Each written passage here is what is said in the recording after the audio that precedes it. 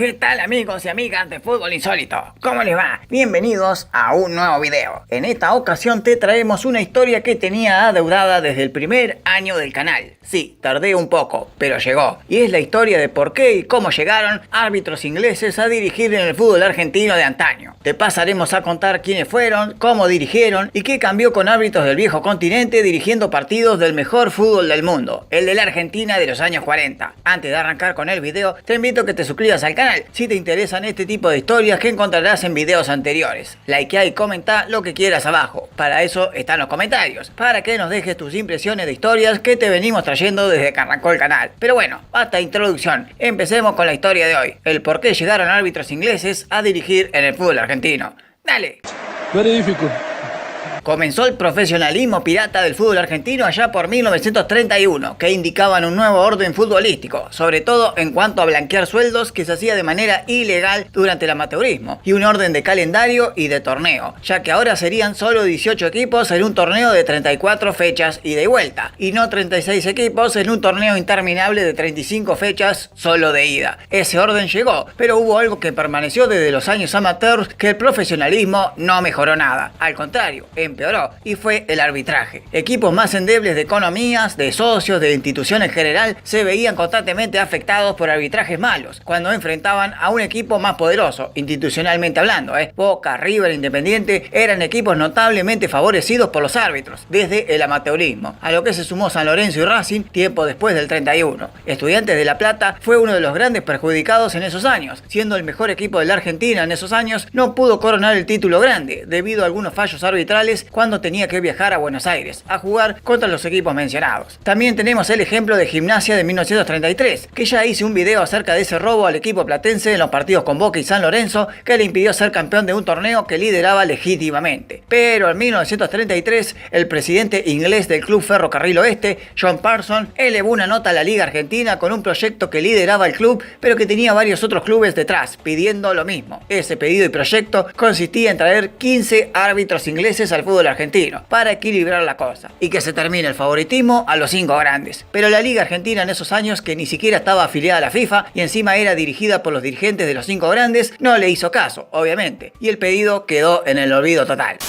A finales de 1934 nace la actual AFA y los torneos siguieron su curso normal, de una amplia ventaja de los 5 grandes contra el resto de los 13 equipos, cuando había una polémica arbitral. Por lo general seguían siendo los equipos chicos los más perjudicados. Pero el año clave es 1937, cuando asume la presidencia de la AFA Eduardo Sánchez Terrero, dirigente de Boca, muy cercano al gobierno nacional de Agustín Pedro Justo, que utilizó varias maniobras raras que no vienen al caso en la historia de hoy, no solo para la construcción de la futura Bombonera, sino, y lo que nos importa, 2 nuevos reglamentos en el fútbol vernáculo. Primero y conocido fue el nuevo reglamento de votos en la AFA, que ya he contado en videos anteriores, cuando Sánchez Terrero cambió los votos en la AFA de los clubes y le dio triple voto a los 5 grandes. Esto significaba que cualquier decisión que se cambiara, los grandes estaban juntos y votaban juntos, sumando 15 votos entre los 5, mientras el resto solo tenía un voto, que sumado todos juntos sumaban 13. De esta manera, los grandes aseguraban siempre tener la mayoría de votos ante cualquier decisión que cambiara la AFA a su favor. Los votos luego se cambiaron y sumaron dobles con algunos equipos con los años, como por ejemplo Estudiantes, Huracán y Newell's. Pero el segundo cambio, y para que los equipos chicos no renegaran tanto en el monopolio que estaban haciendo los 5 grandes en el fútbol porteño, le dieron un regalito para que no se quejaran más: crear la futura escuela de árbitros, establecer escalafones y méritos de partidos bien dirigidos desde inferiores y el ascenso, y traer un árbitro inglés para callar las quejas y los reclamos de los otros equipos. Una comitiva viajó a Gran Bretaña a mediados de 1937 y trajeron al árbitro Isaac Caswell, el primer árbitro británico del profesionalismo argentino. El viejo Isaac Caswell venía de dirigir 13 años seguidos la vieja liga inglesa, pero como Gran Bretaña en cualquier momento se metía en guerra con Alemania y toda Europa en sí, Caswell vino tentado por el gran fútbol sudamericano. Y bueno, sobre todo porque le pagaron bastante bien también, ¿no? 750 pesos mensuales, que era una fortuna en esa época en Argentina. Con Isaac Caswell vinieron unos nuevos nuevos reglamentos de FIFA que Argentina todavía no acataba. Primero, los banderines en la mitad de la cancha. Y segundo, Francia. Mentira. Segundo, las medialunas del área, que todavía en Argentina no se habían agregado a los campos de juego. Mirá qué cambio, loco. Casual vino el 26 de octubre de 1937, cuando faltaban 9 fechas para finalizar el torneo de ese año, y 5 días después nada más dirigió su primer match en la vieja cancha de River en Alvear Tagle. Dirigió Racing y Ferro, que terminó empatado en 2. Los diarios de la época lo elogiaron como nunca, como lo hizo el diario La Nación, que indicaba que Casual había tenido un partido muy bueno, usando lo justo y necesario el pitazo en las faltas, ya que el inglés no compró ninguna de las simulaciones que realizaban los futbolistas de ambos equipos. Además, solía emplear siempre la ley de la ventaja para que el juego se desarrolle con más normalidad y no se esté interrumpiendo todo el tiempo. El árbitro generaba un respeto que los jugadores no tenían para con los árbitros locales, que eran constantemente bombardeados de quejas y reclamos de ambas parcialidades cuando había una polémica en el partido. Y curiosamente, hasta las tribunas respetaban las decisiones del referí. Imagínate el respeto que le tenían al tipo, ¿no? Al fin de semana siguiente, Casual fue a La Plata a dirigir Estudiantes San Lorenzo con otro empate 2-2. Y las impresiones fueron las mismas, a pesar que hubo un penal a favor del Ciclón. La gente platense se fue conforme igual con el arbitraje, a pesar de tener un penal en contra. Inmediatamente Casual fue entrevistado por el diario El Día de La Plata para ver cómo veía el fútbol argentino con sus 2 partidos dirigidos. El inglés se despachó elogiando la habilidad del futbolista argentino, la calidad de las jugadas nunca vistas en su tierra. Además, le resultaba llamativo el recibimiento de la gente, sobre todo de los equipos considerados chicos, que lo aplaudían y coreaban como si fuera un ídolo. Pero también tuvo su parte crítica con el fútbol argentino, cuando mencionaba que el futbolista argentino pierde mucho tiempo en simulaciones y lesiones fingidas para comprar al árbitro, y eso Casual lo detectó al minuto nomás, y no compró ninguna mentira de los jugadores. Pero el receloso arbitraje argentino y el egocentrismo del periodismo, que está esperando que falle para matarlo a críticas, llegó, y fue en el partido Vélez Huracán, que venció al equipo de Liniers con una polémica de un penal no cobrado para Huracán, y que derivó en los primeros insultos al árbitro y su primera gran polémica. El periodismo aprovechó el horror y lo catalogó como un árbitro más, que se va amoldando de a poco al fútbol local y sus costumbres. Pero quizás Isaac Casual no era que no cobraba las faltas, sino que castigaba las simulaciones, que eran constantes. Casual venía de dirigir en Inglaterra, y si vos ves hoy en día cómo son los partidos de la Premier, fíjate que todos los árbitros cobran igual. No se pierde tiempo en faltas, en simulaciones, y el árbitro deja seguir mucho con la ley de la ventaja, y no se queda en cobrar falta por falta por falta, interrumpiendo el partido cada rato. Bueno, así como dirigen hoy los árbitros ingleses, así dirigía Casual en la década del 30. Y el argentino ya no le copaba tanto, sobre todo los equipos grandes. Sin embargo, fue tal el apoyo del resto de los equipos que Casual se quedó dirigiendo en Argentina por 2 años más. Y en enero de 1940, antes de arrancar la temporada, armó las valijas y se volvió a su patria. ¿Por qué? Porque en AFA le querían rebajar el sueldo aduciendo problemas económicos. Mentiras de la AFA, obvio, si los partidos eran cada vez con más público, de lo bien que se jugaba y lo encantado que estaba la gente con el deporte. Se lo quisieron sacar de encima, y lo hicieron. No le convenía a los equipos grandes que siga emparejando la cosa, y Casual se fue, y dejó un bonito recuerdo en la gente y en el fútbol argentino. Así fue como a partir de 1940 volvían a dirigir todos los partidos árbitros argentinos que de alguna manera siguieron un poco los pasos de Casual, de mejorar cada día. Pero con el correr de los años y los partidos, otra vez volvió la corrupción arbitral. Y había serios incidentes en tribunas de equipos que se veían muy perjudicados por los árbitros que inclinaban la cancha hacia los grandes. Un episodio fatal fue en 1946 en Rosario, cuando en un Newell's 2, San Lorenzo 2, el árbitro Osvaldo Cosio anuló muy mal el tercer gol de la Lepra. Y en la protesta y tumulto de los jugadores del Ciclón se cortaron hacia un contraataque y marcaron el 3-2 final para los de Boedo. Inmediatamente vino el quilombo en las tribunas, que desató una invasión de cancha por parte de la parcialidad local, que se fue contra los jugadores azulgranas y el árbitro Cosio, que huyó hacia los vestuarios ayudado por los mismos jugadores del Ciclón y algunos de Newell's. Pero el tema no se detuvo acá, porque la gente invadió la cancha y los vestuarios también, y así fue como entraron a matar al árbitro Cosio, que huyó gracias a la ayuda de Colombo, defensor azulgrana que se bancó la piña de los hinchas. Pero Cosio, una vez que ganó la calle, quedó solo, mientras la policía a macanazos y gases lacrimógenos dispersaba la gresca en la cancha porque se había pudrido todo. En eso, Cosio de la desesperación quiso detener un auto para que lo ayude a salir de ahí, pero con tan mala suerte que lo terminó atropellando. Acto seguido se vio rodeado por hinchas de Newell's que con palos y patadas desmayaron al árbitro a golpes, y encima luego lo quisieron ahorcar con un cinturón en un árbol a las afueras de la cancha. Y si no fuera por la valentía de policías a caballo que con un sable le cortaron el cinturón, la historia hubiese sido una tragedia. Luego, en 1947 también otro episodio nefasto, cuando en un Estudiantes River el árbitro inclinó tanto la cancha para los de Núñez que terminó en un gran escándalo y una avalancha de gente en las tribunas que casi terminó en tragedia. Además, invasión de cancha, hinchas de La Plata queriendo fajar al árbitro, y si no hubiese sido por la guapesa del Charro Moreno, José Ramos y los mismos jugadores de Estudiantes como Gando y Villa que dispersaron a sus propios hinchas a trompadas limpias, hubiese sido otro episodio similar de violencia como en Rosario. Listo, estaba todo cocinado. El pedido de 1947 fue uno solo. Hay que traer árbitros ingleses. Y no solo uno, sino varios. Hay que parar esta locura de corrupción arbitral. Una comitiva a cargo de Manuel Paulino González, dirigente de Newell's, viajó a comienzos de 1948 con una sola idea: convencer árbitros británicos de venir a dirigir en Argentina otra vez. El gobierno peronista también apoyó esta moción de traer anglos a la patria de Perón, con apoyo económico, obvio, pero también lo necesitaba, que algo tan popular y nacional como lo era el fútbol argentino en esa época necesitaba paz y orden, y como dijo Perón, el hombre es bueno, pero si se lo vigila es mejor. Sí, así la AFA arregla con la Asociación Inglesa de Fútbol de contratar árbitros británicos por un lapso de 10 años, con relevos y cambios de contrato en el medio. Y entonces, a mediados del mes de marzo de 1948, llegaron a la Argentina 8 referís británicos. Ellos eran Aubrey White, James Provan, Charles Dean, Harry Hart, Lionel Gibbs, David Gregory y los escoceses John Fox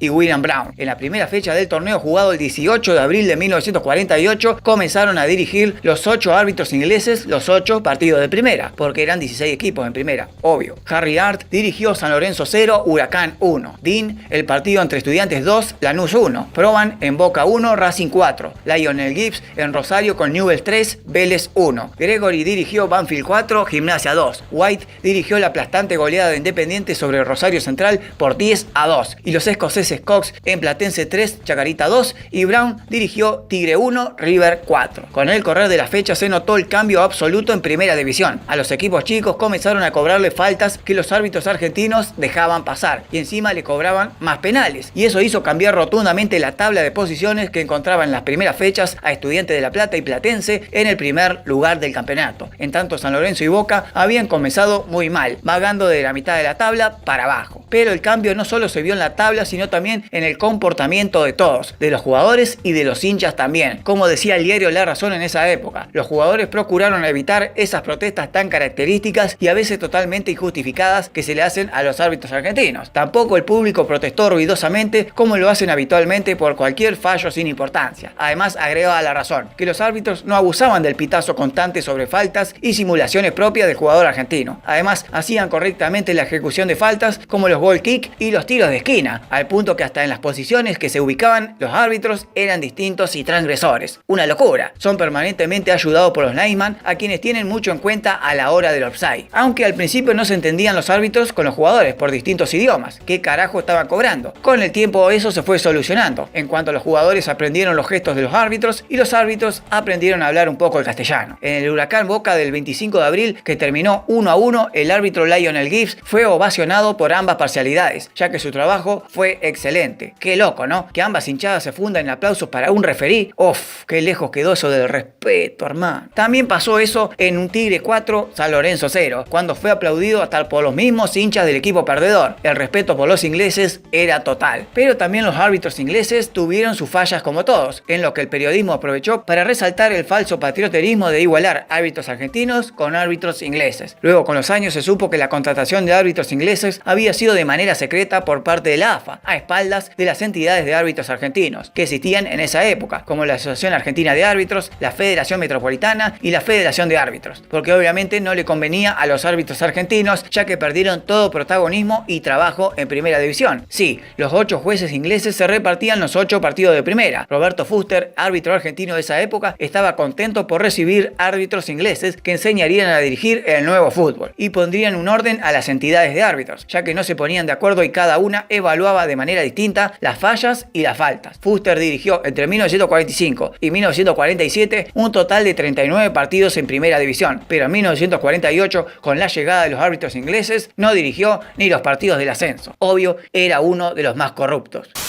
pero uno de esos árbitros a fin de año se volvió a Inglaterra y quedó una vacante en un partido de primera, y ahí volvieron los árbitros argentinos a dirigir, pero con otro gran drama: el sueldo. A los argentinos se les pagaba 200 pesos, a los ingleses 1000. Pero eso no impidió que el torneo se desarrollara con total paridad entre grandes y chicos, como nunca, al punto de ver en la mitad de la tabla y lejos de los primeros puestos a Boca y San Lorenzo, y entre los primeros puestos a Estudiantes y Newell's. El torneo de 1948 terminó mal, pero por la huelga de los jugadores, que derivó en la interrupción del torneo, una suspensión a Racing y un campeón inesperado, Independiente. Los árbitros ingleses cumplieron y siguieron dirigiendo años después. En 1949, algunos referees se volvieron a Gran Bretaña y otros los reemplazaron. Así llegaron 6 árbitros más, como Arthur Berry, John Mayde, William Crawford, Charles McKenna, Bert Cross y Richard Madison. Este año los ingleses trajeron algo novedoso en Argentina, que ya se estaba implementando en Europa: los dorsales. Así se podían identificar a los jugadores mejor en la cancha con sus números en las espaldas. He de hacer notar que el campeonato de 1949 vio a Platense y Vélez y Newell's en los primeros lugares. Mientras tanto, equipos como Huracán, Independiente y Boca andaban muy mal, abajo en la tabla peleando el descenso. Y si hablamos del descenso de ese año, marcado por la lucha de Boca de no descender, los árbitros ingleses comenzaron a tener sus fallas groseras, como en partidos que dirigían a los grandes, que nadaban abajo en la tabla. He sabido las ayudas arbitrales que recibieron Boca y Huracán ese año para no descender, sobre todo en partidos muletos, y bueno, la frutilla del postre, que fue el desempate Lanús-Huracán, que terminó en un gran escándalo. Una página negra para los ingleses. En el año 1950 seguía la paridad de equipos y el relevo de árbitros ingleses, que reemplazaban a los que se iban. Ese año llegaron 5 árbitros más: Robert Albright, Charles Wood, Ernest Wilbraham, Wiley Mueller y Thomas Hockney. En ese año comenzaron un poco los retornos de favoritismo, sobre todo hacia entidades con fuerte arraigo al gobierno nacional de Perón. Sí, increíble, la política siempre en el medio. Equipos como Racing, Boca, Huracán, Banfield, Chacarita y Gimnasia, equipos peronistas históricos, tenían un puntito más a favor de parte de los árbitros ingleses, aunque eso no significaba que equipos como Huracán y Gimnasia terminaran en los últimos puestos otra vez. En 1951 siguieron relevando nuevos árbitros y llegaron Alurin Bradley, Harry Dix, Leslie Life y Godfrey Sunderland. Eran los nuevos árbitros, en el año en que la paridad entre equipos chicos y grandes se mostró a flor de piel y como nunca, y entre equipos peronistas también, ya que Banfield y Racing terminaron primeros en el torneo. Y recordemos que Banfield era equipo del peronista Valentín Suárez, presidente de la AFA y amigo de Eva Perón, y Racing siempre apoyado por el gobierno peronista a cargo de su ministro de Hacienda, Ramón Cereijo, y fueron a un triple desempate para definir el campeonato, que ganó Racing 1-0 y terminó en el tricampeonato del 1951. En el año 1952 llegaron más ingleses todavía, como Ronald Lynch y Alexander Ross. Pocos porque muchos se habían quedado en la Argentina. Estaban muy a gusto con el fútbol local. El torneo de 1952 vio la sorpresa de Huracán peleando el torneo mano a mano con River y Racing hasta el final. En 1953 no hubo llegada de nuevos árbitros ingleses, ya que la mayoría se quedó en el país, aunque ese año quedó marcado por la visita, sí, de la selección inglesa, que la selección argentina venció en el Monumental con un gran partido de Ernesto Grillo y la delantera de Independiente. En 1954 llegaron varios ingleses más, como Robert Turner, William Elliott, Leslie Butterfield y Joseph Thorman. El año que Boca arrasó con las canchas de un público entusiasta que por fin veía campeón al Ceneice luego de 10 años de sequía absoluta. Entre 1955 y 1956 no llegó ningún árbitro y acá empieza a retirarse un poco los árbitros ingleses, dando lugar a los árbitros argentinos de volver a dirigir en primera división. Y vemos el crecimiento de equipos como Lanús y Vélez, pero con la ratificación de que ninguno podía con los equipos grandes, que volvían a ser campeones con o sin ayuda de los árbitros. En 1957 llegaron los últimos árbitros ingleses, cuando se terminaba el contrato de 10 años con la liga inglesa, y ellos eran Harry Davis y William Berger, que se quedaron un año más. Y en 1958 se fueron todos, volviendo los árbitros argentinos a tomar las riendas de un fútbol muy cambiado al de 10 años atrás, cuando habían llegado los ingleses. Los favoritismos siguieron, pero ahora era un poco más parejo para todos, aunque los grandes siguieron siendo campeones igual entre ellos 5. Dos curiosidades más que quedaron de los árbitros ingleses en Argentina para ir terminando el video. En 1958 vino a dirigir un austríaco nacionalizado peruano, Edwin Heiger, pero no tuvo mucha aceptación y se fue al año siguiente. Y en 1961 volvió un árbitro inglés al fútbol argentino porque se quedó a vivir en Buenos Aires, y ese era Robert Turner, que volvió al arbitraje argentino desde 1961 a 1964, cuando se retiró del todo. 33 fueron los árbitros británicos que vinieron a dirigir el fútbol argentino entre 1948 1948 y 1958, con una aceptación notable y un paradigma del arbitraje que en Argentina no marcó una época porque no fueron imitados lamentablemente. Al irse los ingleses, las quejas, protestas y reclamos como la corrupción arbitral volvieron, y muchísimo peor. La Argentina de finales de la década del 50 no era la misma que la Argentina de los 40, ya que habían nacido las barras fuertes y los incidentes en las canchas no eran ahora provocados por fallos arbitrales, sino por el vandalismo y violencia de los hinchas. La experiencia de los árbitros ingleses fue muy buena, si tenemos en cuenta lo que mencionaban los periódicos de la época, en cuanto al comportamiento de los jugadores y hasta de los mismos hinchas, que en el acto de insultar y bardear ante cualquier simulación y faltas se callaban y esperaban el fallo del referí, o no, con lo mal que se juega hoy en día, con las ventajitas, las simulaciones, agarrones, lesiones fingidas, hacer tiempo y tanta basura creada bajo el eslogan de picardía criolla. ¿Cómo ves vos si vinieran a dirigir árbitros ingleses a la Argentina otra vez hoy en día? Te leo en los comentarios, mientras te invito a que te suscribas al canal una vez más. Y este video se terminó acá. ¡Nos vemos!